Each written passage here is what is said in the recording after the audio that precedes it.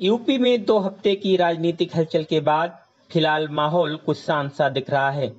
लेकिन इस शांत की अवधि कितनी लंबी होगी, इसे लेकर आशंकाएं बनी हुई हैं। यूपी के नेताओं के साथ बैठकों के बाद बीजेपी के केंद्रीय नेताओं ने भले ही किसी बदलाव को अटकलबाजी बताया हो और सब कुछ ठीक ठाक होने का संदेश देने की कोशिश की हो, लेकिन यह संदेश इसी रूप में ना तो बीजेपी नेताओं और कार्यकर्ताओं के बीच पहुंचा है और ना ही आम लोगों के पास।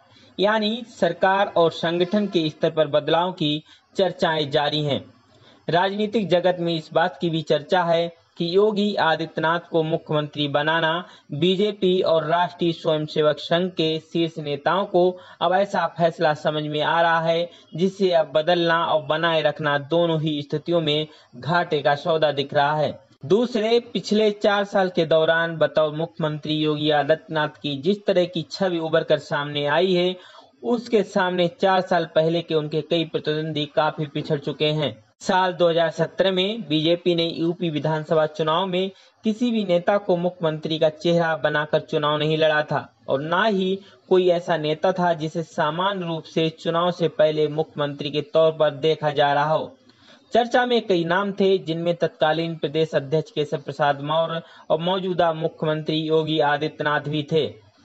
कई दिनों की कसरत और भारी हंगामे के बाद लखनऊ में योगी आदित्यनाथ को मुख्यमंत्री के साथ ही केशव प्रसाद मौर्य और डॉक्टर दिनेश शर्मा को उप मुख्यमंत्री बनाने की घोषणा हुई।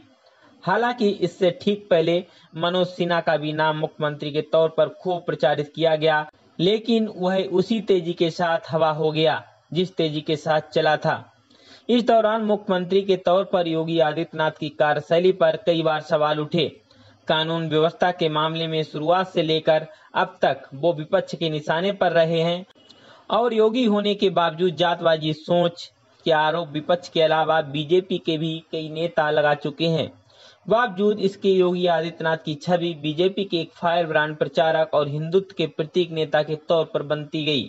इन सब की वजह से मुख्यमंत्री के तौर पर उनकी तमाम कमियों को भी नजरअंदाज कर दिया गया। यहाँ तक कि पिछले 2 हफ्ते से आरएसएस और बीजेपी के तमाम नेताओं की दिल्ली और लखनऊ में हुई बैठकों के बाद ये माना जा रहा है कि शायद अब यूपी में नेतृत्व परिवर्तन हो जाए। लेकिन बैठक के बाद वो नेता भी योगी आदित्यनाथ की तारीफ कर गए, जिन्होंने कई मंत्रियों और विधायकों के साथ आमने सामने बैठक की और सरकार के कामकाज का फीडबैक लिया। बीजेपी ने साल 2017 का चुनाव योगी को मुख्यमंत्री के रूप में पेश करके भले ही न लड़ा हो, लेकिन ये भी सही है कि उसके बाद उन्होंने अपनी एक अलग पहचान खुद बनाई है।